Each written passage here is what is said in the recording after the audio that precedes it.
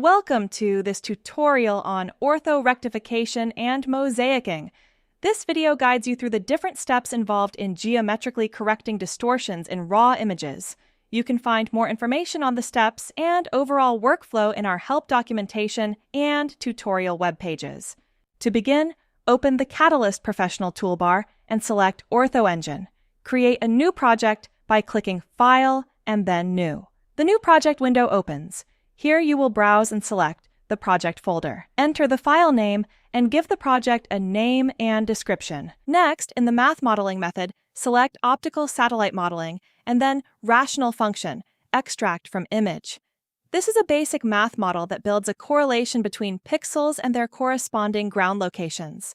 Click OK. To add your imagery to the project, change the processing step to data input, and then select Open a new or existing image. In the Open Image window, select Add Image and navigate to the folder with your input data. Select the key file for your dataset. If you're unsure which file this is, you can find more information in the Catalyst Professional Help document. When the image file is chosen, select the multispectral image. Two window prompts open after each other. The first window asks to import the data as a PIX file. Click Yes and enter a name in the File Selector window for this PX file. The second window prompt asks if you want to create overviews. Select Yes again to create the overviews. Do this for each image. The next step is to collect ground control and tie points to improve the accuracy of the model. Ground control points help to align the images to their respective positions on the ground. On the other hand, tie points align the images with themselves according to a distinct feature. This is helpful as it can extend and apply ground control points to areas in an image where there aren't any. Prior to collecting the ground control and tie points, their accuracy needs to be set to improve model efficiency. To set the accuracy, change the processing step to GCP or TP collection and select the GCP or TP accuracy button. The GCP or TP accuracy window opens with the different parameters available. In the selection field, click the drop-down and choose the images to which the accuracy should be adjusted. In this tutorial, all the images are selected.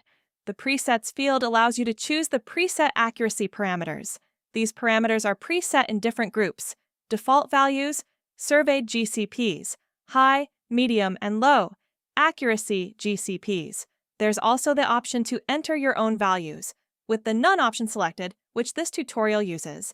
A GCP accuracy in the medium to high accuracy range was used with the following GCP values: pixel as 0.1, line as 0.1, elevation as 7, easting as 1.25 meters, and finally, northing as 1.25 meters as well. Once the parameters are set, click Apply and close the window. Now that the GCP accuracy is set, the points can be collected. GCPs can be collected either manually or automatically with the help of a reference image and a DEM. To collect GCPs automatically, still in the GCP or TP collection processing step, select the Collect GCPs Automatically button and the window opens. The first field is the control source, which determines the type of file to be used as the reference. Georeferenced images are typically used here. In the Reference File field, navigate to your input reference image. A 5-meter resolution spot image file is used here. In the Elevation Information section, you can choose to use a constant height for generally flat areas, or a DEM file for more detail in the terrain. Select DEM file and navigate to your DEM file. You can adjust the other parameters as needed, according to your dataset.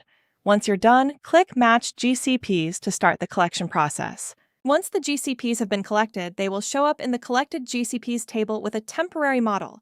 Click Compute Model. Now the residuals are visible in the table as well. You can optionally refine the GCPs that were collected by removing bad residual values. This step is highly recommended. To remove a GCP from the model calculation, in the Collected GCPs table, uncheck the point record in the Use as GCP column. You want to uncheck points with high residual values. In this case, that would be values greater than 3 pixels. Sort the residual column in descending order by clicking on the field name, and then uncheck the bad points. Once you're done, compute the model again and click Add GCPs to Project, and then close the window. To run a bundle adjustment on the data, change the processing step to Model Calculations and select the Compute Model button. This recomputes the model and applies the bundle adjustment. Automatic tie point collection can also be done in the GCP or TP collection processing step with the Automatic Tie Point Collection tool. Here you can adjust the matching method, number of tie points collected per image, the search radius, and more. Keep the matching method as the FFTPB, Fast Fourier Transform phase with blunder detection, and leave the other parameters as default. Click Collect Tie Points and close the window. You can view the report of all collected points in the Residual Report window. Here you can compute the model and ensure that all points have good or relatively low residuals. Once the model has been updated and improved with ground control and tie points, the images can be orthorectified. To do so, switch the processing step to Ortho Generation and select Schedule Ortho Generation. When the window opens, you'll see the different panels with their parameters. The Available Images panel holds a list of all your input data. Move the images you want to orthorectify to the Images to Process panel. In the Ortho Image section, browse to the folder where the orthorectified images will be stored. The Ortho Generation Options section is where you choose the elevation information for your project. Since we want the elevations from a DEM, select DEM file and navigate to Your DEM. Keep all other parameters as default and click Generate Orthos and then close the window when it's done.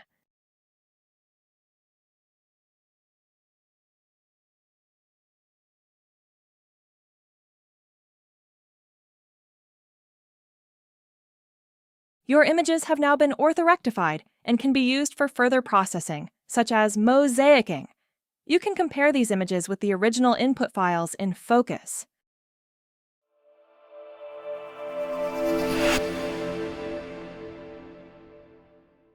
As mentioned earlier, your orthorectified images can be further processed by mosaicing the images to produce a single stitched image. This is done in OrthoEngine, or with the Mosaic tool, which can be found in the Catalyst Professional toolbar. In OrthoEngine, change the processing step to Mosaic and select the Mosaicing button to open up the Mosaic tool's New Project Wizard window. Your orthorectified images are already loaded in. Click Next to go to the Mosaic Definition step. In this window, click Browse in the Output File field and navigate to your output location and specify a name for the mosaiced image.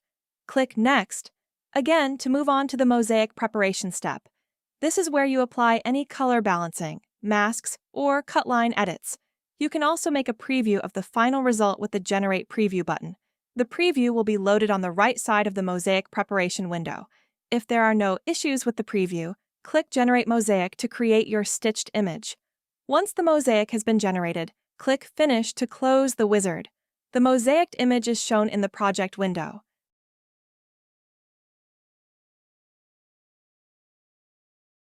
Likewise, you can view the mosaic result in Focus. Thanks for watching this tutorial on orthorectification and mosaicing in Catalyst Professional's OrthoEngine. Check out our tutorials webpage for more processing guides.